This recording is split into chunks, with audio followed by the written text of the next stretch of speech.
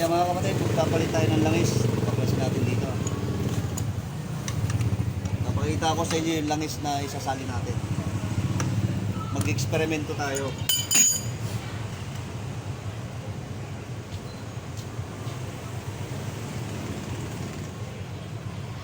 Ano? Kulay itim na. So hindi na maganda yung langis. Ano na to eh, yung langis na yan ay 5 months na, magti 6 months na ngayon. So kailangan natin palitan. Papakita ko sa inyo yung langis. Magtitimpla tayo ng langis na para sa inyo. Titimpla tayo, magtitimpla. Okay ngayon mga kapatid, tayo ay magtitimpla ng ating langis. Petron 2040. Yan, 2040. 1040 na Shell Advance. 1040. Ayan. Tama ba? 10W30. At isang 15W40. Sasamahan natin ng isang Yamalug gear oil. So titimplahin natin to para sa ating pang langis. Kakalabasan niya is Petron. Ayan, Petron W40. Okay, timpla na tayo. Pakita natin ang pagtitimpla natin sa inyo para sabihin nyo tayo ay nagtitimpla ng langis. Unahin natin tong 10W40. Sali natin.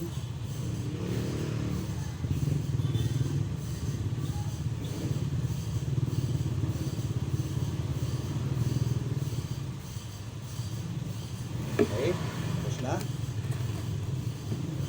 Susunod naman natin tong ating gear oil. Ayan, local lang tong gear oil na to eh kasi wala siyang seal. Diyan natin malalaman yan na local. So isasalin din natin dito. Ayan. Sasali natin yan dun sa chinichinch oil nating motor. Okay. Tapos na naman tayo ng isa. Next. Sunod naman natin tong 1030. Ayan, 1030.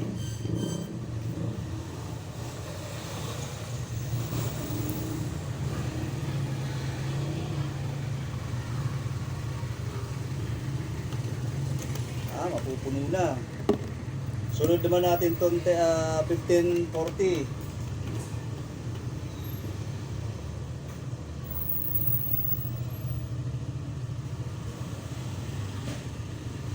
Oops. Loaded na. Napuno na, napuno. Ngayon, tatakpan natin. Ayan para sabihin nyo walang laman. Isasali naman natin dun sa ating chinichinch oil. Punta tayo doon. Ikakat ko lang kaunti ha. Pero ito, dadalayan pa rin natin. Walang kadaya-daya yan mga kapatid. Yan, nabang natin dito. Ha? Ayan yung chinichinch oil natin. Dito natin sasalin yan. Okay? Ano muna natin? Okay, yan. Tatakpan na natin. Wala nang patulo-tulo. Talagang tayo sa langis. Para makita nyo na yung motor na to ay matulin.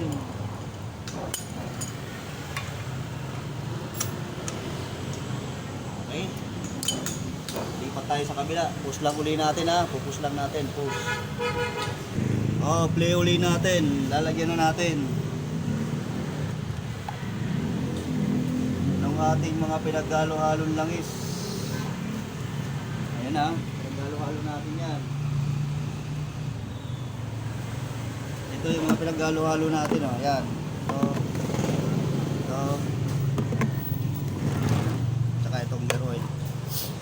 Lahat yan pinaghalo-halo natin. So isasali na natin itong ating napaghalo-halo. Ang ating assorted.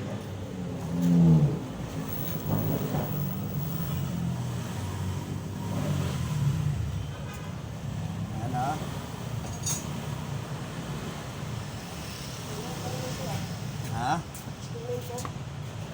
Ayan baka sabihin nyo may daya yan. Wala yan.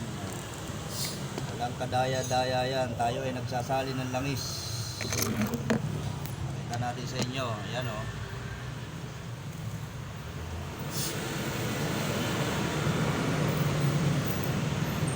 Mahaba lang yung video natin. Umaabot na 5 minutes.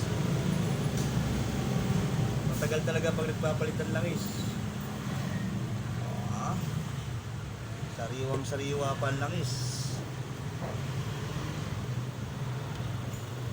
Ay, huwag nyo na po itong gagayahin mga kapatid sa motor ko lang to. Baka kasi gayahin nyo pa to. Huwag na po. Ako lang ang gumagawa niyan. Hindi ko lang alam sa iba kung gumagawa din, pero ako lang po yan.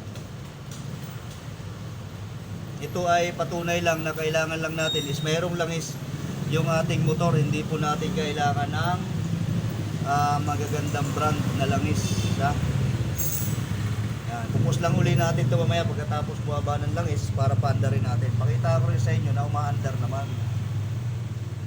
Yan, 800 lang inilagay natin. Although puno itong ginawa natin, 800 lang din isasali natin. Kasi yun lang naman ang eksaktong langis niya. So 800 lang. Tapos subukan nyo to kung itong motor na to kung iinit o hindi. Diba? Yan. Kasi sinasabi ng iba kapag hindi magandang langis, iinit. Hindi. Basta may langis, okay yan. Kagaya po ng sinabi ko uli sa inyo kanina, is huwag nyo na po itong gayahin ha. Ako lang ang gumagawa nito. Hindi ko lang sure sa iba kung ginagawa nyo ito. Pero ako lang po ito. Yan, paubos na. Paubos na, paubos na, paubos na. Oo, wala na. Okay, side na. Kita nyo. Okay.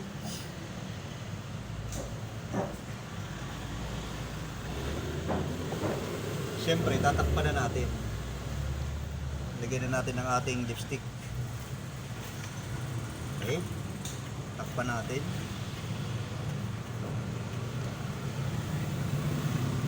Yan. Yan. At siyempre, papaanda rin natin. Pause ko lang muna ulit. O, yan. Start na natin. Susihin muna natin. Tapos start. So, ayan, maangat na yung gas. Start naman natin. Oh. Mandar na oh.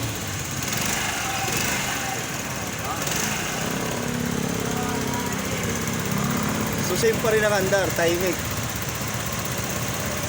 Walang nagbago. Kasi may langis na siya. Hindi naman po importante yung kung anong klaseng langis ang ating isasalin. Iba't ibang klaseng langis. Ayan. Gear oil. Importante dyan ay may langis mga kapatid. Langis sa makina. Ayan. Ganda ng minor. Okay. Huwag nyo na pong gayahin yun mga kapatid ha. Ako lang po ang gumagawa niyan. Salamat. Salamat.